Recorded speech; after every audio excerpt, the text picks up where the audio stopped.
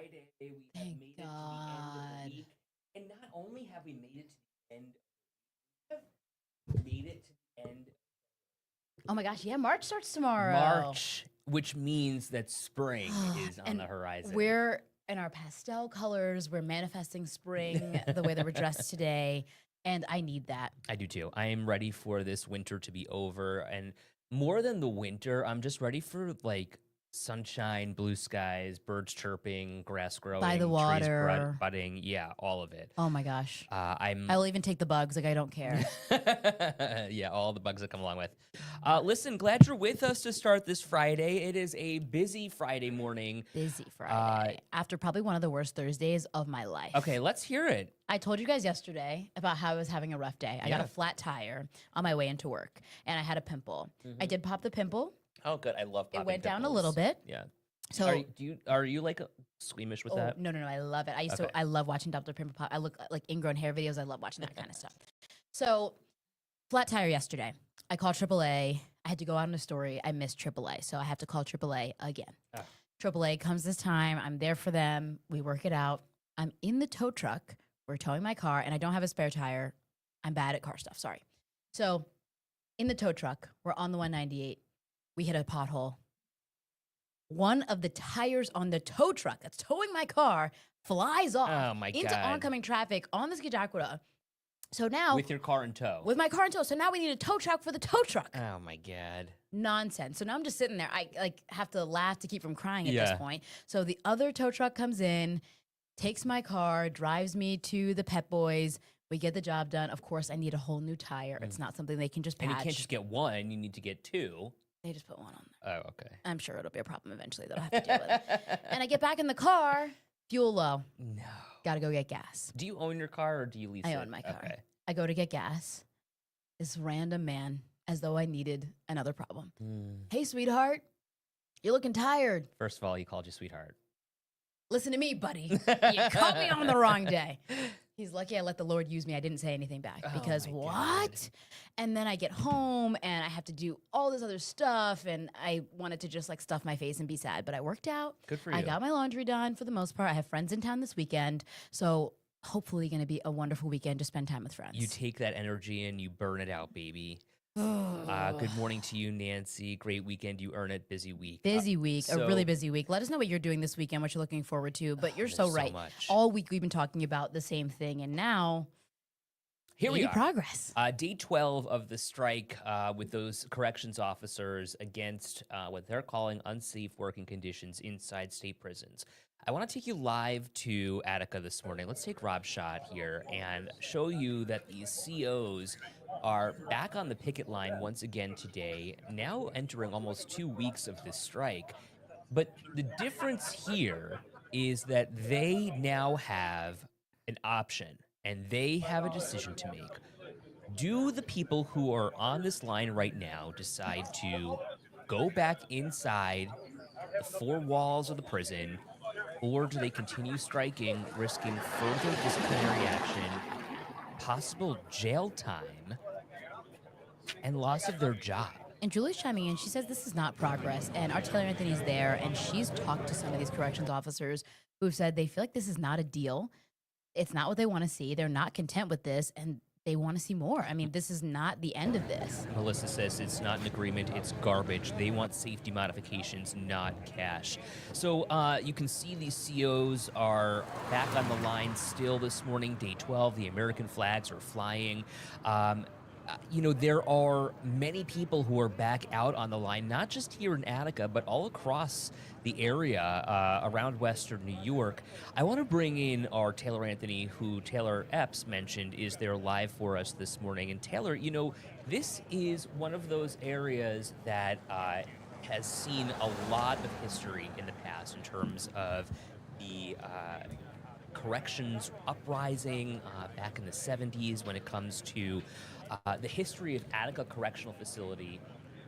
This place is notorious. So when you consider the people who are on the line right now and the people who are concerned for their safety, what are they telling you, and what have you heard from the corrections officers who are out there for day 12?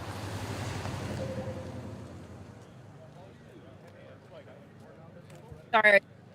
Since we've been out here, we've got here a little after like 4:30, and there was a small group, but throughout the morning they've just been coming and coming, and you can see how many of them are out here now. And just through the chatter that we could overhear and the few that I was able to talk to earlier, they really just say, not much, but that it's not really a deal that that's on the table, and they're not happy with it. So, from that response, not really sure if that means that continuing to strike. I mean, I did hear in the chatter like, oh, hard pass to that. So again, not really sure what that means. I guess we'll see pretty soon. And it's just, I mean, now I'm gonna flip the camera. Let me get out of the car. There's no cars coming right now. They started some chanting. Yeah, what are they chanting, Taylor? So far, I just heard 51. I'm gonna flip the camera, and you can see there's a large group of them out here now, and there's more coming. They're parked up and down the road, even And as we see cars them are coming. congregating, Taylor, under that blue tent. Mhm. We know that they're going to vote this morning around 9 o'clock, just about an hour from now, to decide whether they will continue striking or go back to work. What's going on under that tent right now? Is this like a morning meeting? That's what it looks like. I think there's only maybe one or two of them kind of speaking because it is kind of quiet now. But I mean, you can just see, I could see like some of them, they're very angry. They're very just not, they're not happy with what is going on right now. So, I mean, like you can see, there's still multiple of them coming. This last like hour, they've just been, the streets filled. They're just walking in, and the group is getting even larger. Tense today. Taylor, if you could put a number or an estimate on the number of people who are out there striking right now, because we know 90%, 9 out of 10 corrections officers, according to the governor, are on strike right now. What would you say in terms of a total? How many people are out there right now? I mean, just from looking at this group, like from right here, I have to say at least 60. I mean, there's at least 50 to 60 just, in this area. And like I said, more have been coming all throughout the morning. And you were there at 4:30 in the morning, and you saw Yes, officers on the line even then. Yeah, I did. And, Taylor Epps here, mentioned it's tense out there. How are you describing the situation? I mean, they've had these fires going since 4:30. I mean, people just sitting around the fire. They have obviously the porta potties back there. They have food. I mean, they have everything they need to stay in it for the long haul. So they're set. I mean, that like you said earlier, they're going on day 12, and I mean, it's unclear if they're going to continue the strike or not. But I mean, they're set. This is another angle that we're looking at here live from Attica with our photographer, Rob Nevis, who's staying put for us this morning to try and monitor the situation. Anita, good morning to you. I personally expect the numbers of COs that actually retire or just plain old quit to skyrocket. Yeah, and we've been seeing a number of different agencies opening their doors. Genesee County says, hey, we have room for you guys to work here. And Leroy, they were like, we have room for you guys to work. And a lot of people are saying they need to hold their ground. Anita says, hold that line. She's doubling down here, even saying the fact that it was all behind closed doors without any involvement from any COs is a little suspect. Carrie, good morning to you. Hold the line. That's a garbage deal. Plus, there is a $10,000 fine for them in there. Hochul is a joke. All word salad, hoping the guys will buy into what she's selling. It took them 4 freaking days to come up with that when most of that was told to them last week. Carrie, just a little frustrated here. I can only imagine what these COs are facing as they wake up this morning. A really tough decision they have to make because, look, they're saying, hey, you won't face any discipline if you just come back to work. But if they don't feel safe, will they go back to work? But then you have your family to consider. Pat says she's torn up about this. I see both sides. You should feel safe at work, but you chose a dangerous career. I'm really torn about that, Pat says. This is I'm sure this is an interesting account. I can't even bring up the name here, but an interesting perspective. I have a family member that's a Collins CO. He thought protesting was stupid last year. Interesting they can do this, but college students and other community members can't protest like this for other causes. Well, this, frankly, is illegal. And the people who are on the line, realistically, after today or after their deadline to get back to work, face the possibility of being arrested. And their lives being completely changed, right? I mean, Jeanette's chiming into what Anita says. She says she's been thinking that this is going to be a real ongoing mental problem. Do I want to do that job? Do I want to stay there? Rick says, keep the solidarity. It's our only bargaining chip. So here is my sourcing this morning. Here's what my reporting is telling me. 2 things. There are votes happening both here and at Wendy this morning. The vote happening about 9 o'clock at Attica, the vote happening at Wendy about 10 o'clock this morning. Now, my concern here is that there's a lot of groupthink. This is an individual decision. So why are they voting, or what are they voting on? Not necessarily that I'm concerned, but I'm just curious, I think, more than anything, because if it's up to me, I want to be able to make that decision. But if it's up to a group, then I really don't necessarily have that large of a say or Right. control. Well, like if I say, I need to go back for my family, we should vote together. Is my vote going to influence you? Right. And then Anita's talking about the tension out there. If it's tense out there right now, imagine how it would be when they go back inside. Well, and so that is what I'm hearing from some of my sources on the inside. Why are they voting at all? Because the corrections unit has essentially said this is not a group vote, this is an individual choice, and that they're urging these COs to get back to work. So my sources are telling me that the reason why they think it's important to vote as a collective as opposed to an individual is because the relationship and the rapport could feasibly change if and when they go back to work. There's so much that goes into this, right? I mean, the tension amongst each other, the decisions you have to make for yourself and your own family. Will I retire? Will I try to get a new job? Then you got the union, and then the state's offering you this, and you're getting voicemails from the state. You're getting cease and desist letters. Julie says their voices were not heard. It's really sad. They need to hold the line. Anita says just say no. Lynn wondering, are all corrections facilities in New York State protesting? And I think the answer is no. I don't think it's all of them. There are a stark majority, though, and we know 9 out of 10 corrections officers are on the line. And a lot here in Western New York. Becky says that offer does not address the issues the COs are facing. It's insulting. I don't want my CO husband risking his mental and physical health. I'll take the risk. Becky's saying this offer will only increase violence against COs and among inmates. Anita saying it cannot be an individual choice, especially since that choice has missed the mark completely. Jessica saying this is not what the COs wanted. Hochul didn't listen to ask the things the COs want. Now, we should point out Governor Hochul is, in fact, according to her public schedule, due in Erie County at some point today. Where in Erie County, we don't know what she's going to do. My point here is that it says nothing more than just that she's expected in Erie County. And, typically when the governor holds a public event, it will say as much. So my question is she just coming home for the weekend? Will she have a public event? Will there be an opportunity to ask questions about this agreement? And if that's the case, what would you like asked? What would you like to have answered here? When you consider the implications here, the possibility of putting corrections officers behind bars, and withholding pay and health care for so many of these COs, there are a lot of questions that I think still need to be answered. Yeah. So what do you want us to ask the governor if we get a chance? I mean, I don't know if there's anything that she could say at this point. I don't know. How would she be received if she came out to one of those striking sites? I don't know if she would. And again, I said this last week, if I'm the governor's optics person, at this point, I'm certainly not putting her into that kind of a situation. But I do think that if we can, speak civilly, then perhaps that might be an opportunity where she can listen to some of the issues. Grace wondering what's she going to do to remedy the situation. She can't put them in jail. That's ridiculous.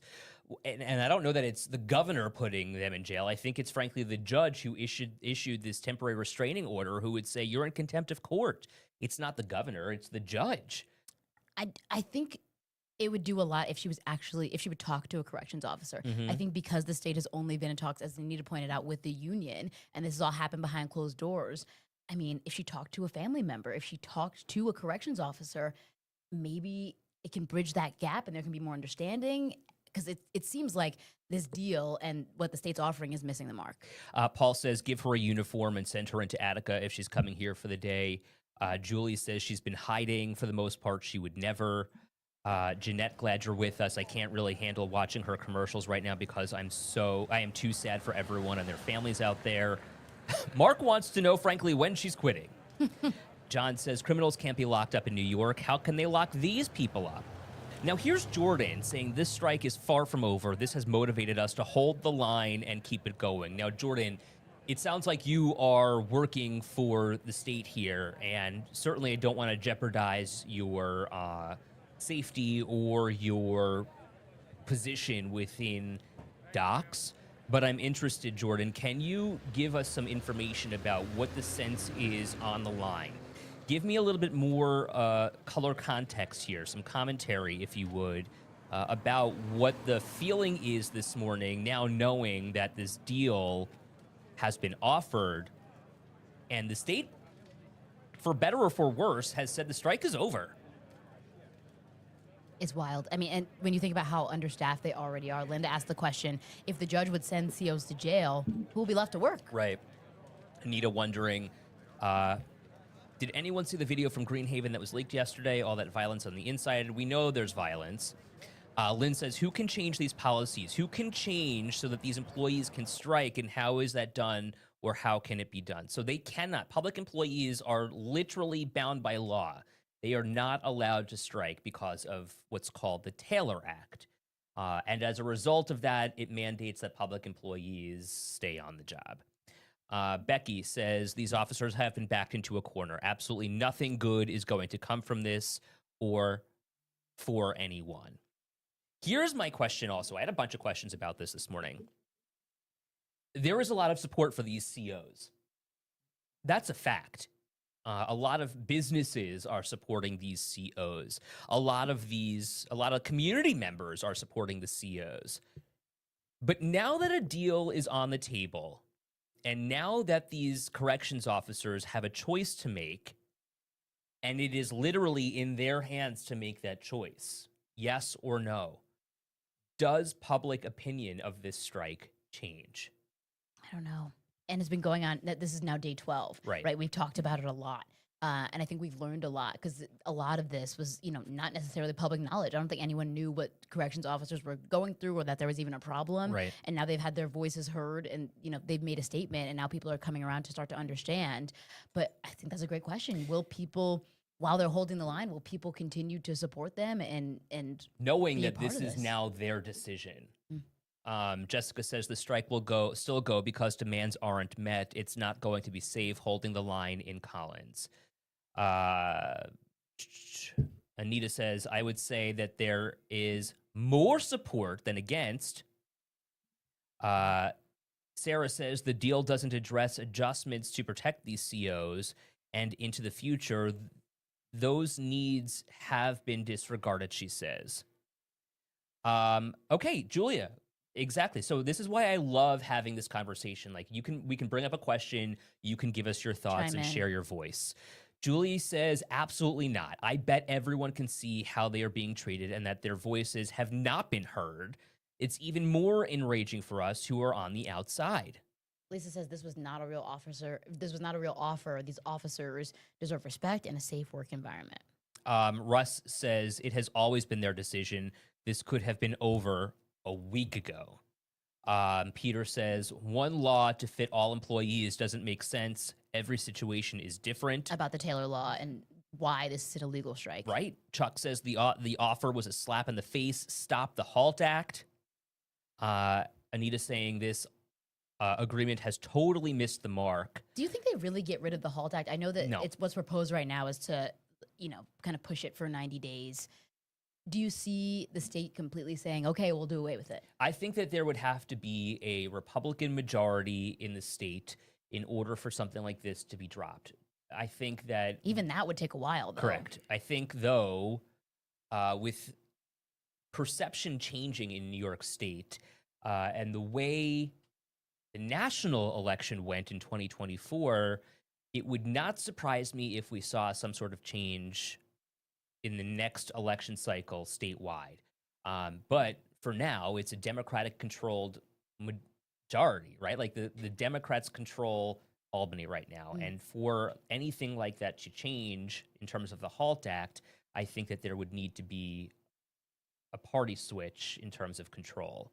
Caitlin says, I'm almost starting to see the need to scrap everything, start over. Politics suck and nothing ever seems to get done. Meanwhile, the hardworking American gets screwed. Okay, so we were talking about that this morning, you and I, and, between commercial breaks, Taylor and I, and, anyone who's in the studio with us, we are talking obviously about the issues About what's just going like on. you are.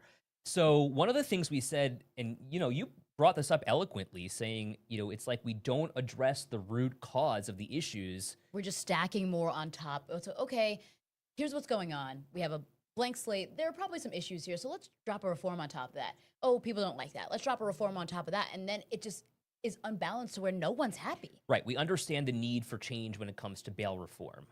Or at least objectively, I see it. I understand what's going on here. If you can't afford to pay your bail, you're stuck in jail. Why should it depend on how much money is in my pocket, whether or not I'm in jail? But Right. even the man I spoke with who pushed for bail reform is like, it's just a Band-Aid. I mean, bail reform doesn't fix the underlying issues with the justice system. Right. Well, and that's kind of like what the HALT Act was doing, right? So, Another Band-Aid. Exactly. And now we suspend parts of the HALT Act, And then so COs have to deal with that. And Exactly. then they end up being unbalanced, and then they're not represented.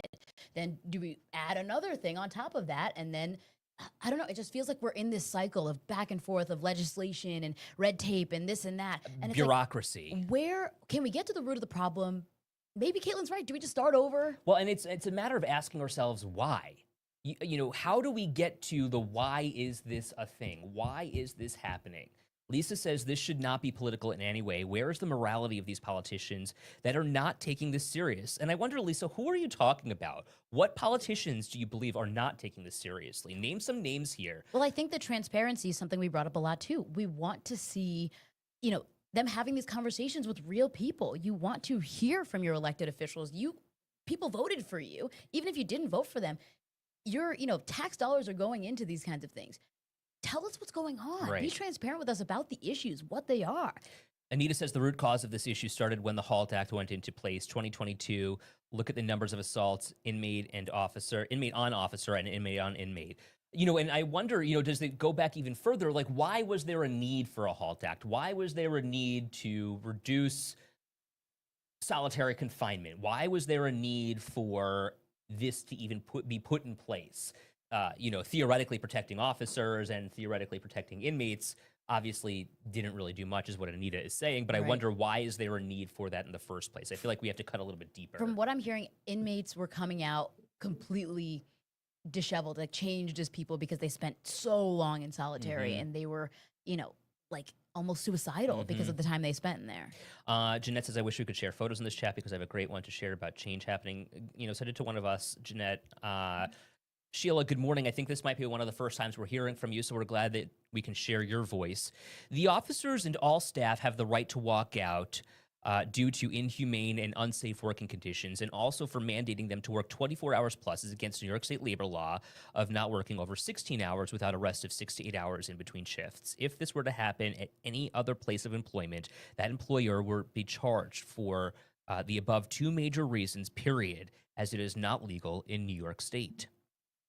Anita says Salazar is a former inmate that's got inmates in her family as well as children with inmates. So, to that point, Julia Salazar, who is the author essentially of the HALT Act, has since created another bill that would give inmates even more rights than they have right now. And I posted a reel about this on my Instagram, and you can follow me at Dranch TV.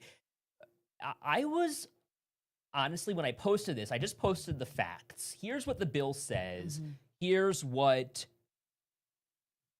Julia Salazar, the author of the HALT Act, wants to see happen even more. And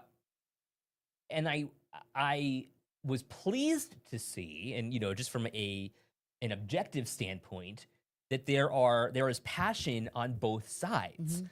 And at the end of the day, we're talking about human beings here.